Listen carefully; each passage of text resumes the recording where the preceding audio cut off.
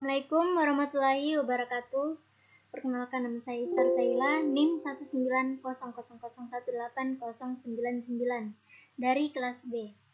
Oke teman-teman, jadi di sini saya akan menjelaskan tentang model ERD yang kita buat kemarin, yaitu menjelaskan tentang kardinalitasnya, partisipasi, dan entitas lemahnya. Yang pertama ada cardinality constraint, di mana cardinality constraint adalah suatu keadaan yang digunakan untuk menyatakan jumlah instan dalam sebuah entitas yang dapat dikaitkan dengan sebuah instan pada entitas lainnya. Kemudian ada one-to-one. Setiap anggota entitas A hanya boleh berhubungan dengan satu anggota entitas B. Begitu pula sebaliknya. Gambarnya dapat dilihat seperti ini, yaitu one-to-one. Karyawan memimpin toko.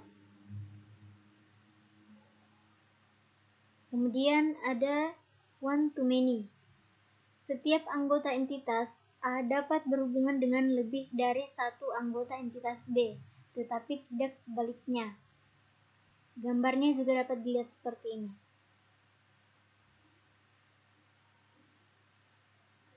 Lanjut yang ketiga, many-to-many. Setiap entitas A dapat berhubungan dengan banyak entitas, himpunan entitas B, dan demikian pula sebaliknya. Gambarnya seperti ini, karyawan mengambil tugas. Many-to-many. Berkaitan dengan cardinality constraint, terdapat istilah kardinalitas minimum dan kardinalitas maksimum. Kardinalitas minimum adalah jumlah instan tersedikit dalam sebuah entitas yang mungkin dikaitkan dengan setiap instan pada entitas lain. Kemudian kardinalitas maksimum adalah jumlah instan terbanyak dalam sebuah entitas yang mungkin dikaitkan dengan setiap instan pada entitas lain.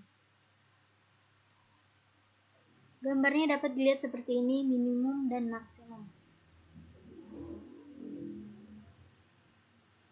Kemudian yang kedua, partisipasi.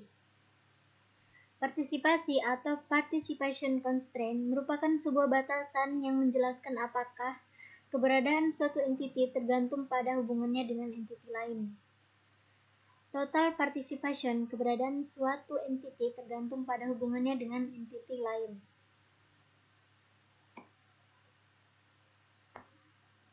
Gambar total partisipasi. Sini karyawan melayani pembeli. Kemudian karyawan memiliki atribut, yaitu ID karyawan, nama karyawan, alamat.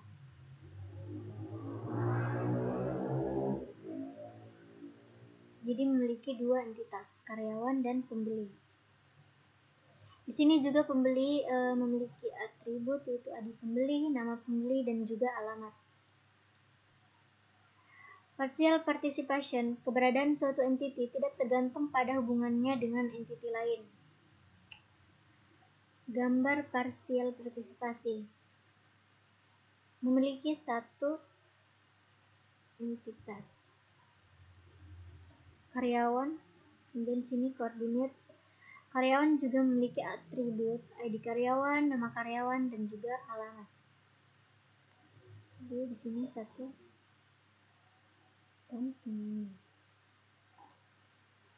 Yang terakhir, weak entity.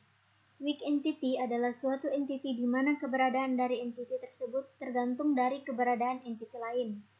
Entity yang merupakan induknya disebut identifying owner, dan relationship-nya disebut identifying relationship. Weak entity selalu mempunyai total participation constraint dengan identifying owner.